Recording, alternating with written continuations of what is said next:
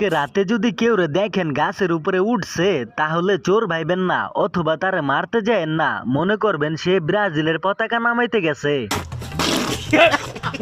কি ব্যাপার ভাই, মজা নিতাছেন? দূর বেটা, তোরা মজার পাত্র, তোদের সাথে মজা নেবো না তো কি করুম?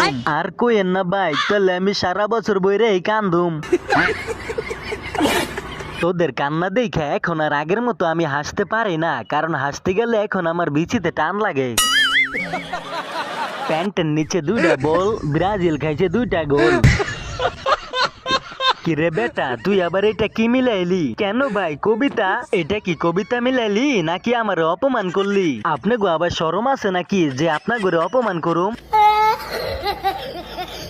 কিরে বেটা, হয়তো একটা মিশন কমপ্লিট হয় নাই তাই বলে এইভাবে শরম দিবি? শরম না দিয়া তো কোনো উপায় নাই, কারণ আপনারা কিছু পারেন আর না পারেন ব্যাঙের মতো ফালাইতারেন।